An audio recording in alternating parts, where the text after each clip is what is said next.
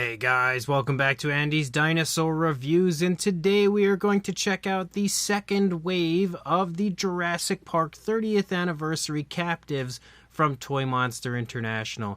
If you can recall, I did post a video of me unboxing some of these, but I wasn't able to acquire the full line in that video. I have since acquired the full line, so I'm really excited to actually have both the first and second waves of these figures, and I now can officially review them for you guys because I had to wait until I got the full wave before I could really review them.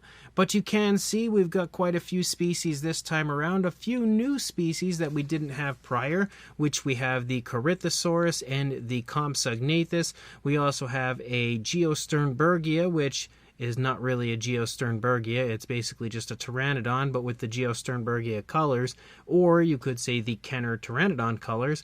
We also have a Spinosaurus, we've got a Pachycephalosaurus now with an alternate paint application, not too far off from what the colors were previously, but definitely a little different. We've also got an Ankylosaurus as well as a Stegosaurus and a Velociraptor hatching from the egg, but this time with sort of like an amber color to it. So, quite a few very cool figures in this wave of Captivz. Not a massive wave, as you can see. There are only 8 figures total in this wave, so there's not a whole lot in this one, but definitely some really cool ones, and I'm pretty psyched about them regardless. So let's jump to a closer look at all of them right now.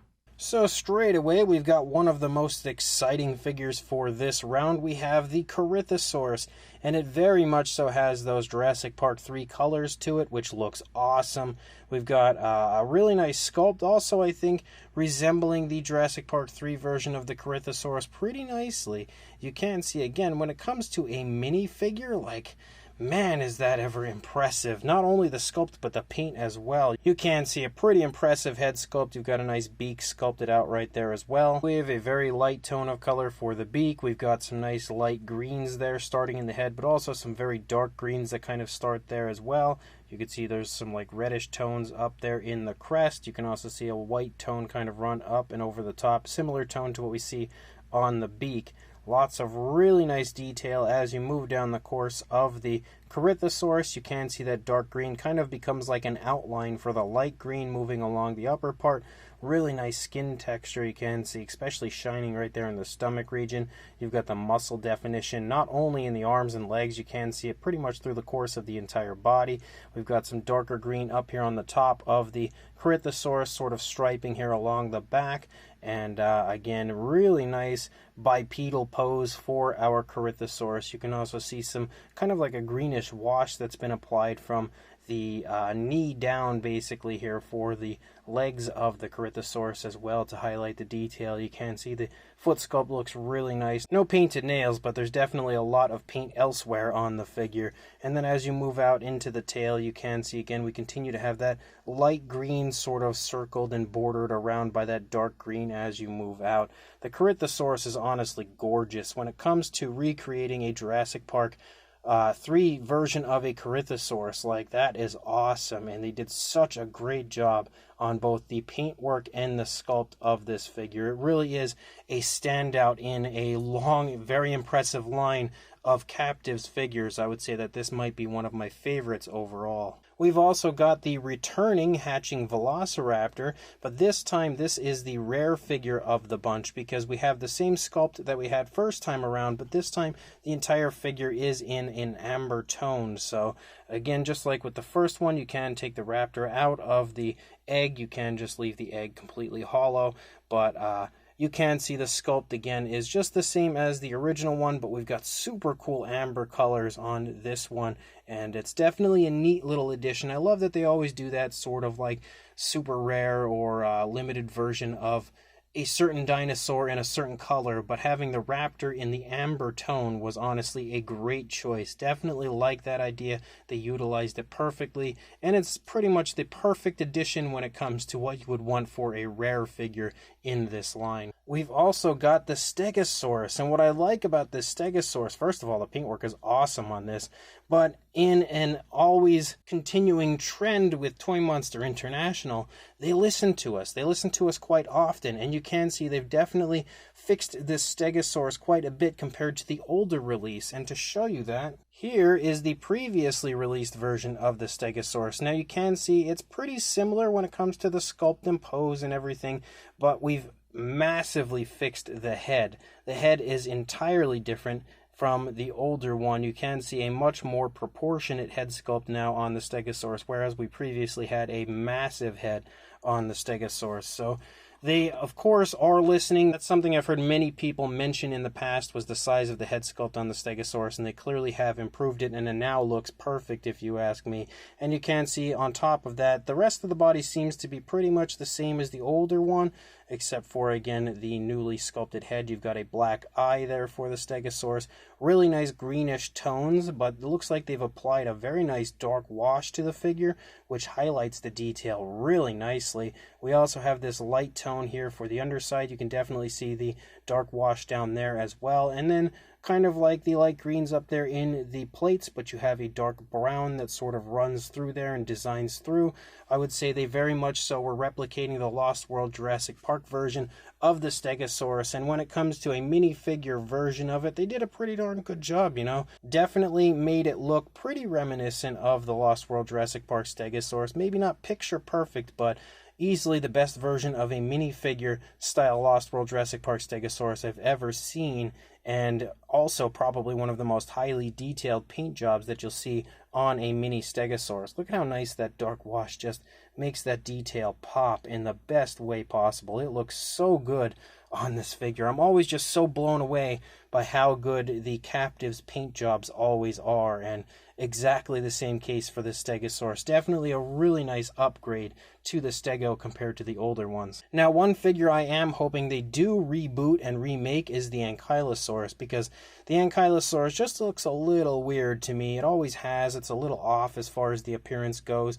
It's still kind of a fun figure, but it definitely needs an upgrade like the Stegosaurus had, because I feel like Toymonster International absolutely has the ability to create a way more realistic and faithful version of the Ankylosaurus to what we see in the Jurassic franchise. But you can see this one is the same sculpt as the older Ankylosaurus, so no need to really go over that. We just have different coloration for this one, as we have kind of like a dark blue here moving along the upper part of the dinosaur. Then we've got a little red in the face right there. We've got a little white and then a black pupil for the eye.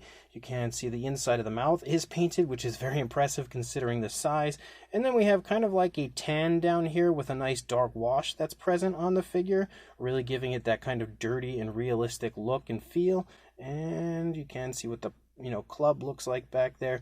Basically what I think they were going for with this one, and it's kind of obvious, is the Jurassic Park 3 coloration for the Ankylosaurus.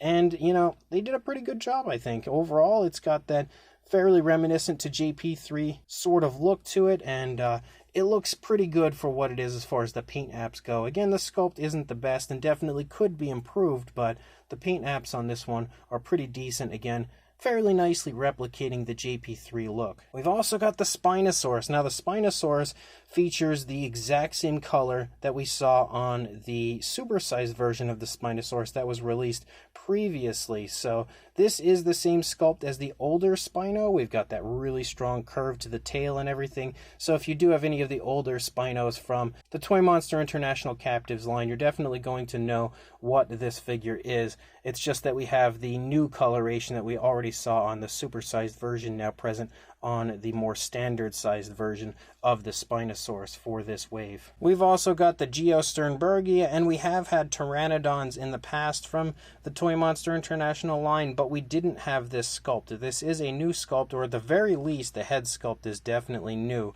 And what I like about this one, even though it's mentioned as a Geosternbergia, it's very clearly more of just a Pteranodon, but I like it because it nicely replicates the old Kenner Pteranodon. Of course, this is the coloration that we would have seen on the Geosternbergia if it had actually made an appearance in the films, but I think they nicely replicated maybe it was done on purpose, maybe by accident, but replicated the old Kenner Pteranodon. You can see we've got, again, like some yellows there for the beak. We've also got a darkening as you reach out to the tip. You've also got a nicely painted eye. We've got some dark bluish tones there starting in the face leading down. And honestly, what other company can you think of that produces minifigures, gives you paintwork like that on a mini? That's just crazy paintwork and super realistic. You can see a nice dark wash applied to really tie it all together. And then as you lead down here into the body, you can see again we transition from that blue to a white for the second half of the body, and then you can see the wings have that yellow, but then a really nice dark brown kind of a wash that's been applied to the upper parts of the wings as you move through. And then if you look at the underside, pretty much the same style of paintwork down here. The detailing again looks really good, pretty reminiscent to what we had seen on the older Pteranodon. I don't know how different that aspect is, but it definitely looks really cool. Definitely again has that kind of classic Kenner Pteranodon feel, but at the same time again the Geo Sternbergia paint scheme. So definitely a really cool figure. This is one that I was really hyped to get a hold of, and I'm really happy that I now have it. Then we've got the Pachycephalosaurus. The Pachycephalosaurus is the same figure sculpt-wise as the previously released versions, but this time we have like a grayish tone with a nice dark wash applied to it, and then a nice kind of glossy black that sort of patterns and moves through. And that's pretty much the paint scheme through the course of the figure, which I think looks really good. Definitely has a naturalistic feel. Kind of replicates the Pachycephalosaurus from the Lost World Jurassic Park, but I actually think the older ones were probably a little bit better, but they just didn't want to re-release the same figure again, so they gave it a slightly alternate paint scheme. So I can definitely appreciate that, because we have had this Pachycephalosaurus a number of times already when it comes to the original paint apps. So I was really happy to see that this one was a little different from the others. You can see we've got pretty much the same style of paintwork there in the face. Again, the black kind of circling around the eye and leading down. We've also got a nice black eye painted in there. And then, of course, a nice light tone, kind of like an even lighter gray up here for the dome head of, or dome skull of, our Pachycephalosaurus. You've got some of those bumps and everything painted out with the black and everything. You can see a nice gloss coat for the beak, but definitely a really cool repainted version of the Pachycephalosaurus. This is another figure that I feel like could potentially, warrant an upgrade at some point, but this one still isn't half bad for what it is. Definitely a nice looking version of the Pachy. And the final figure is the Compsognathus, and this is one that I was super psyched about, because anytime we can get little Compies like this, I'm all in. But you can see the sculpt looks pretty reminiscent to what a Jurassic Park Compsognathus would look like, and you can also see that again they've put quite a bit of paintwork into this. You've got a nice black circling around the eye. As you lead down, you've got a kind of almost like a slight brownish tone running along the upper part of the back. You've got a striping effect moving down through the course of the entire body, and then as you lead out, you can see we transition to a bluish tone out there on the tail. You can also see that it then transitions to a black for the overall end of the tail there, and you can see that the underside also sports kind of a lighter green, and then we've got this nice variation of green. Again, for a minifigure, the paintwork on this is honestly quite insane. And you can see even the inside of the mouth is painted there with the pinkish tones, and they have even painted the teeth on the inside of the mouth of the Compy. So crazy, crazy impressive considering its size, how much paintwork is on this figure, and the actual fine detail looks great. Again, we've got that nice thin sort of sleek look to the Compy like you see in the films, and again, maybe not the absolute most perfect recreation as far as the coloration or anything goes, but it kind of gives me the feeling almost of like a Camp Cretaceous Compy, because we saw quite a few different color variants of the Compy in that show, so maybe it's, more of like a Camp Cretaceous version. But regardless, it is an absolutely awesome figure, a species that is continuously overlooked when it comes to the toy lines in pretty much any Jurassic toy line, especially Mattel. So it's super awesome to see Toymonster stepping up here and giving us a really cool version of the Compy. And then we're also going to check out the cards for 3 of these figures, because we did look at the cards for all of them except for 3 with my initial unboxing, because I wasn't able to get a hold of these 3 in that first unboxing video where I just bought a whole bunch of them that I found on the shelf at Walmart. But this time we've got the Pachycephalosaurus, and you can see that Pachycephalosaurus card is awesome. That really nicely replicates the scene in the Lost World Jurassic Park, even including the Mamenchisaurus there in the background of the Pachy when it slams into the vehicle. So absolutely perfect artwork for what you would want to see on a Pachycephalosaurus. Then you've got a shot there on the back. I love these cards so much. I wish they would keep doing this with all of the Captivz figures. Then you've got the Ankylosaurus one. You can see the Ankylosaurus strikes back. It looks like it's clubbing the Ceratosaurus, and if that is the case, it's a little hard to tell, but that is a great one to put in the background there because again, the Ceratosaurus is also on Sorna, where the Ankylosaurus would be found. So that's a really cool one to include species-wise with the Ankylosaurus. You could tell the artist that creates these definitely pays attention. And then we've got the Geosternbergia card, and the Geosternbergia card, again, just shows off a really cool image of a Pteranodon, and that as well is absolutely fantastic. Again, I hope they keep giving us these cards, because these cards, honestly, I love the cards as much as the figures themselves. As far as a size goes, I don't feel like we really need to measure each and every one. If you are familiar with the Captivz figures at this point, you're definitely going to have a pretty good idea of the size regardless. They are right there in the same size range as the Captivz always are, but for a size comparison, there is Mr. Papo T-Rex, the Attack Pack Corythosaurus, and Robert Muldoon from the Mattel Jurassic World toy line next to our Captivz, the Jurassic Park 30th Anniversary Wave 2 Captivz, and I feel like this is really the only size comparison we need to do. We don't need to do a whole bunch or anything, because at this point we have so many waves and so many lines of the Captivz out. We should be very much so aware of the size of these figures. So I don't think we really need many size comparisons, but I did want to bring in a few figures here just to give you at least one size comparison to show off these newest releases. So these Jurassic Park 30th Anniversary Wave 2 figures are awesome, just like the first wave was. I'm a little sad to have learned the fact that they have now moved on to the Dino Trackers, so they're already out of the Jurassic Park 30th Anniversary. I felt like there were so many more figures they could have made, so many more I would have liked to have seen, but they're now moving on to the Dino Tracker line. Regardless, it was fun while it lasted, and these figures, again, were absolutely fantastic, each and every one of them, and the fact that they come with those collectible cards, it's so cool, which I now have a complete set of those as well after acquiring all of these figures. But we've got quite a few species of Jurassic Park dinosaurs this time around. The Pachycephalosaurus is really nicely done. Honestly, I would actually say it's probably my favorite version of the Pachy so far. I don't know what it is about this one. I just think it looks really nice. The tones of color are very pleasing to the eye, and just overall has an extremely highly detailed paint job for what it is.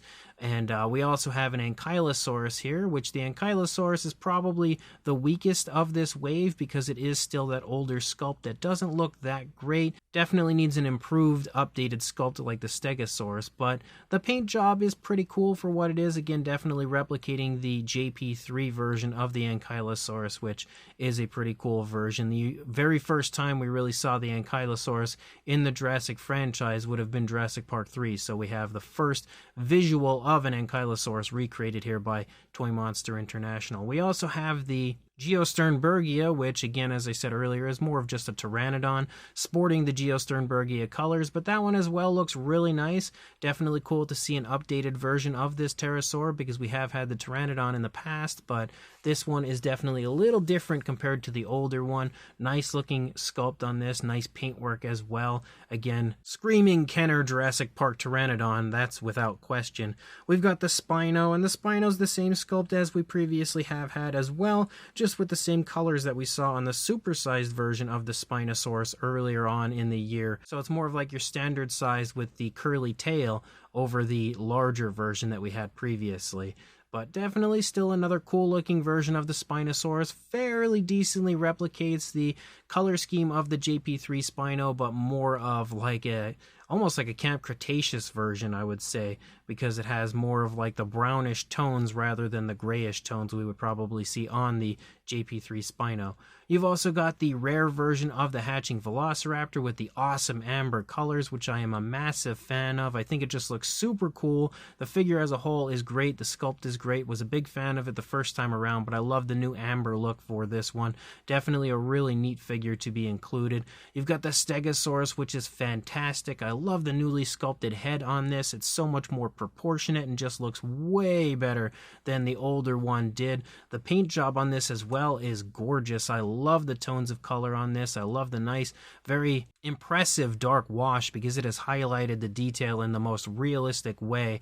I would say that one's probably my favorite as far as the paintwork goes from this entire wave of figures. But the second one would definitely be the Corythosaurus, because the Corythosaurus is awesome. I think the Corythosaurus is my favorite sculpt of this wave, but the paint job, even though it's absolutely epic on the Corythosaurus, I think I just like the paint job of the Stego a little more. But the Corythosaurus, again, definitely replicates the JP3 version of the Corythosaurus very nicely as well, and the sculpt is just as highly detailed as the paint, maybe even a little more, because it really is an impressively well done sculpt on that Corythosaurus. Definitely one of my favorite figures from the Captivz line overall, because we have a severe lack of Jurassic Park Corythosaurus figures out there, and with the recent Hammond collection version and now this, we're finally getting this dinosaur some recognition. And then you've also got the Compy, and the Compy is awesome because it's again a species that, just like the Corythosaurus, is continuously overlooked, and they did a great job on it here. Very nice sculpt, very cool looking paint apps. Again, maybe not exact to the Lost World Jurassic Park version, but I actually really quite like the coloration of this. I think it looks nice and natural, and of course the paint job is super well done, as it always is, giving us an extremely cool Compy we can now add to our Jurassic Park and Jurassic World collections. So if you are interested, head to your local Walmart, because that's where I found all of these, and you could probably pick up Wave 2 right now. I would imagine Wave 1 is probably moved on now, so most Walmarts that have these should be on Wave 2. So make sure you grab these absolutely awesome Captivz, and also like, comment, and subscribe, and I will see you in the next review.